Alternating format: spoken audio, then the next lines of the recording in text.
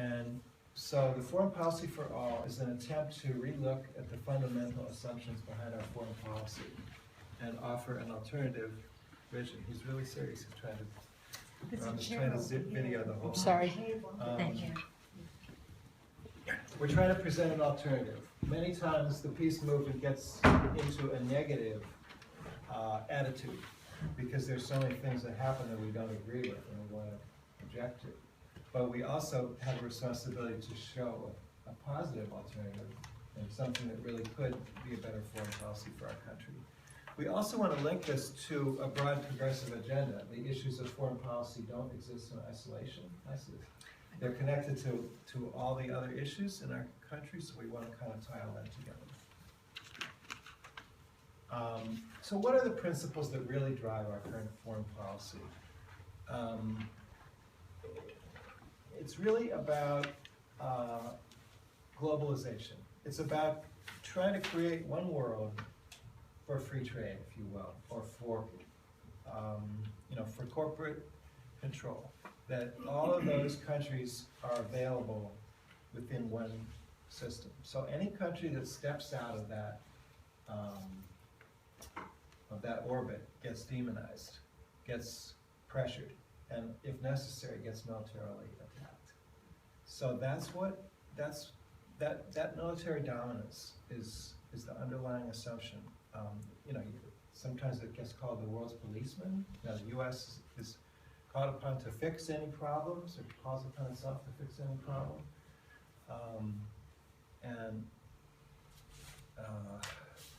But the world did not elect the U.S. as its policeman, and most countries would rather take care of their own affairs. Most countries have political arguments among themselves, but the one thing most of the sides agree on is they'd rather solve it themselves rather than another country coming in trying to solve it for them.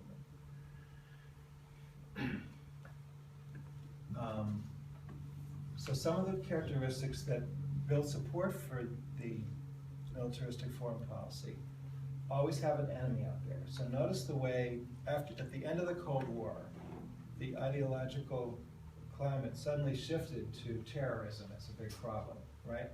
So there's always an enemy. As soon as one enemy, becomes less significant, then the United States finds a new enemy to get everybody excited about. I'll go get some more chairs. They're across the hall. Okay. Thanks. Carol, I'll get it. Thanks. And they will say that you can't have too much security, you can't have too much safety. So no matter what, military projects are proposed, you're unpatriotic if you're against them. And now we're militarizing the police. And of course with the Ferguson and this whole year of discussion of police brutality, we've seen that you have police in full body armor, you have police with drones, you have police with tanks. And so those tactics are infecting our society in so many ways. But actually, there's a basis for the public to relook at this foreign policy. If you take public opinion polls, while there are concerns about terrorism and fears about security, people want a moral foreign policy. They don't just want one driven by self-interest. They know that the U.S. is less respected today around the world, and Americans are concerned about that. And they really don't approve of intervening in other countries' affairs. Also, at an elite level, with academics and decision makers, there's a lot of discussion about whether the current policy is sustainable. There's a school of thought called realists, and which sort of academically, like that every country has to take care of its own security. And many of these realists, while they're not at all part of the peace and justice movement, have very different assumptions than we do. Yet they also feel that this policy isn't really necessary. The U.S. doesn't really have to be the hegemonic power in the world. It should, someone say we should just take care of our own security. So there's a powerful current of opinion within the mainstream or the elite or whatever you want to call it that actually converges with us. They don't support the war on ISIS. They don't support a lot of the things that our country is doing. So does this foreign policy increase our security? Actually, it's common sense that if you make other nations insecure, you yourself will be less secure. It's the old thing of the arms race, right? If you provoke someone else, they're going to provoke you back. If you're armed to the teeth, someone else is going to try to do something. So we can actually get security through a calmer approach, through negotiations and diplomacy, through respect. And those things go a long way. And while our leaders say that they know that, and we have a State Department, we have Secretary Kerry, who goes around saying he's negotiating. Actually, it's always it's backed by the iron fist, so it isn't really a sincere peacemaking approach in many ways, and a lot of people know that. And many of the most serious problems that the world faces really have to be solved by cooperation. Climate change, disease, we saw it with Ebola. Can you fix that with armies? Poverty. International cooperation in a globalized world is more and more important every passing day. Our foreign policy is really driven by an elite consensus and corporate interests. You have a big problem of democracy in this country. I don't think anyone here is going to be surprised to hear me say that. We've been talking about how there's unlimited corporate money in elections, and the politicians are just responsible to corporate interests, and the same applies to foreign policy.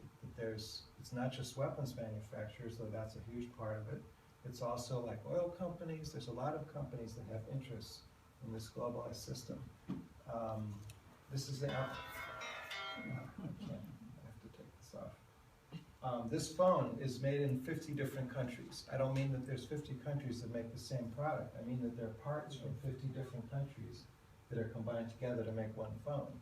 So Apple Computer has a worldwide system, and I'm just picking on them as one of many examples.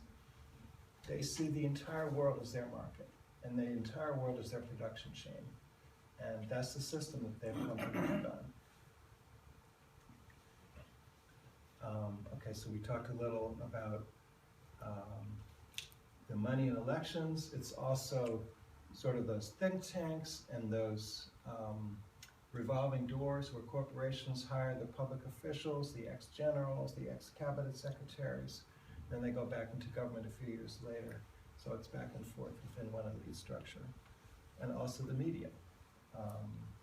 There's a concentration in the media. There's only a few media sources. Even though anyone can post anything they want on the internet, most of the eyeballs of the public are only watching a few news sites and information sites. And so the people who control those few media companies are tremendously influential.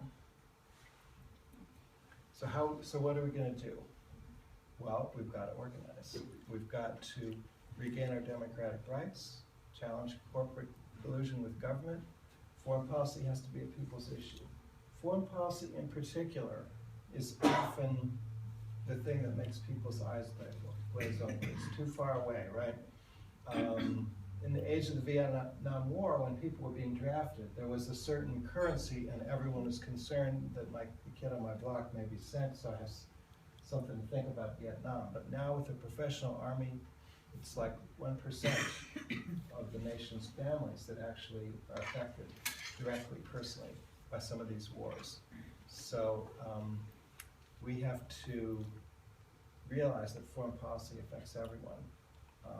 It shouldn't just be handled by an elite.